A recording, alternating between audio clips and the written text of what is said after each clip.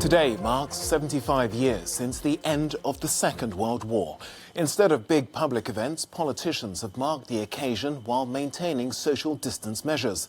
Wreaths have been laid and tributes paid to veterans and those who died across Europe. And even though crowds haven't been able to gather, the ceremonies have been heartfelt. Louise Miner has more.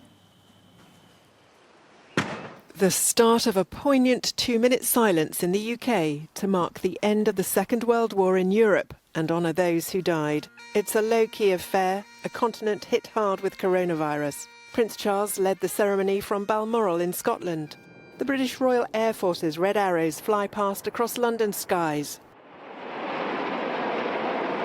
In France, President Emmanuel Macron laid a wreath at the Arc de Triomphe in a small ceremony. He also lit the fire at the tomb of the unknown soldier.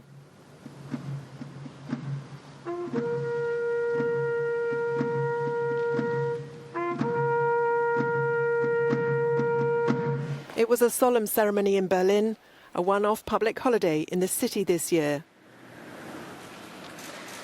German President Frank-Walter Steinmeier said the nation feels gratitude for the Nazi defeat. Wir müssen Europa zusammenhalten. We must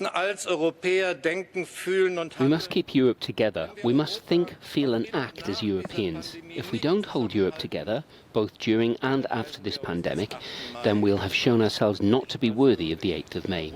If Europe fails, the never again also fails. In Prague, it was an intimate ceremony which marked the day with wreaths laid every 10 minutes, keeping up with social distancing. Something that's become the new normal in an ever-changing world. Louise Miner, Euronews. For the first time since Berlin reunified, the city marked the 8th of May with an unprecedented public holiday. It's a dark and difficult chapter in the country's history, and as Jessica Saltz reports from Berlin, public feeling about it has changed over the years. Well, Tokes, there's a one-off public holiday this year because it is a landmark anniversary, and Germany definitely wanted to be part of what is a historically very significant day, not only for Germany but also, of course, for the whole of Europe. Germany has other days throughout the year which it marches, it marks this difficult chapter of its history, and it is really believed widely that the 8th of May should be a day that is really more broadly and usually commemorated by the Allied forces who were ultimately victorious in the Second World War. However, the majority of Germans really, I think, supporting the sentiment that we heard from President Frank-Walter Steinmeier today, that it's important that Germans take part in the landmark anniversary today to show their gratitude to the Allied forces who ultimately freed Germany from the grips of Nazi fascism at the end of the Second World War. And also, it's another opportunity for Germany to face this dark chapter of its history and make sure it's never repeated.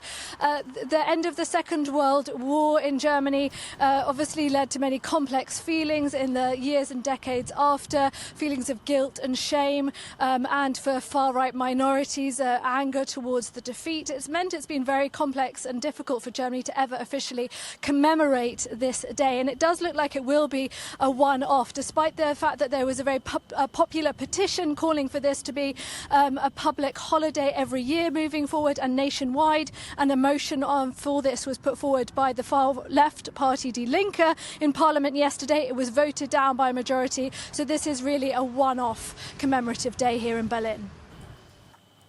Well, for more on this, I'm joined now by Jim Radford. He's a World War II veteran and the youngest person known to have taken part in the D-Day landings. He's in London. And we can also speak to Professor Peter Caddick-Adams. He's a military veteran as well as being a military historian. He's in Salisbury in southern England.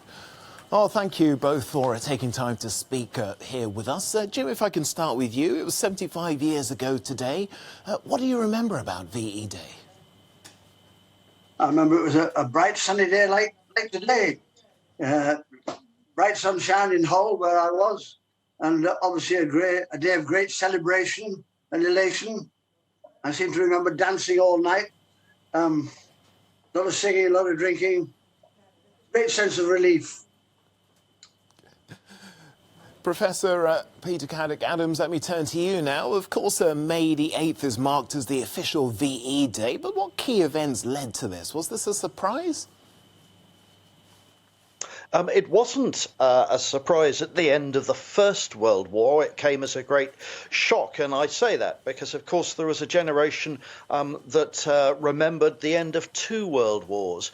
So a lot of people were wondering in 1945 how it would all end, and of course, from the end of April, there was a rapid sense of dominoes of German cities falling, German armies being defeated.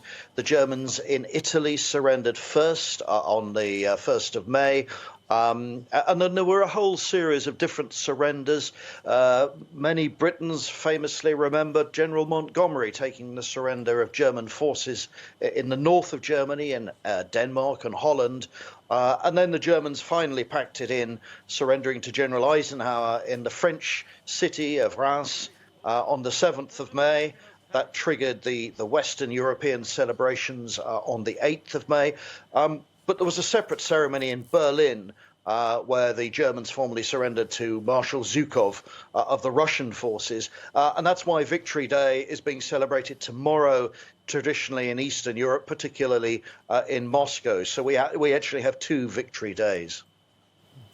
Well, Jim, let me turn to you now. You've spoken about how the weather conditions echo what is happening in the UK today. But at the time, of course, you were very young. But could you feel the hand of history on your shoulder? No, I didn't at the time. Didn't occur to me that I mean, it's not only in recent years that they've told me I was the youngest person in Normandy. I didn't realise that at the time, and it was perfectly normal in my family and in my hometown for people to go to sea straight from school, and that's what I did.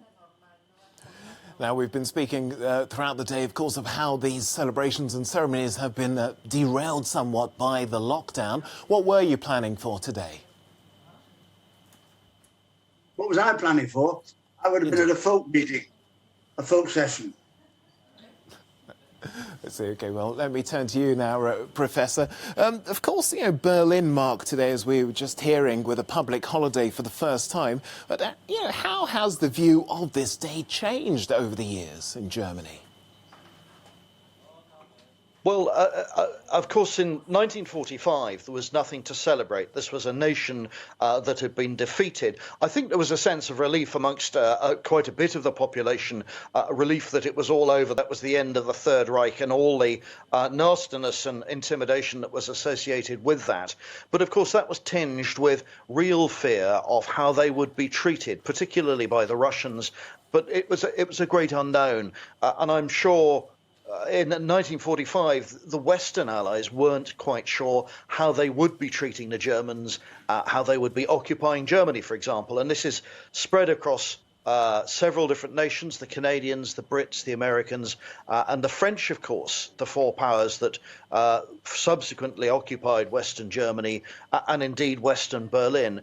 So all of that was playing on the minds of those in Germany. And of course, it was last year that Germany first decided by popular vote to commemorate the end of the Second World War as the defeat of fascism.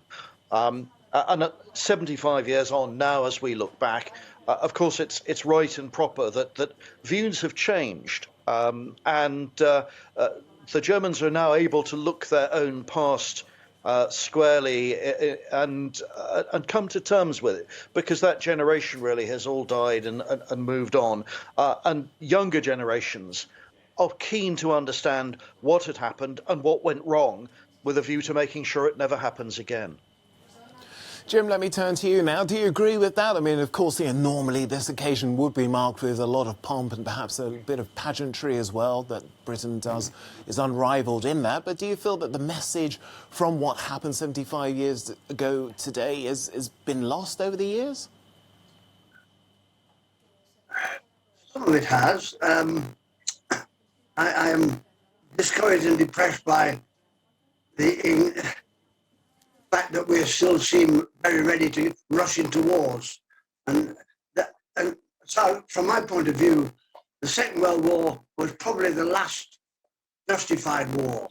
I took part in it and I don't regret it.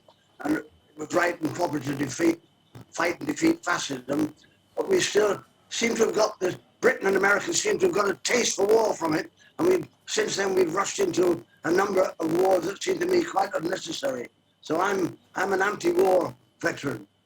I'm generally opposed to wars. I would encourage people to walk away from wars if they possibly can. We couldn't walk away in 1939. It was right to fight and win that war, necessary. Otherwise we'd have been, Europe would have been enslaved for a very long time.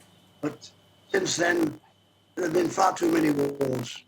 That should have been the last war. We should have learned that lesson.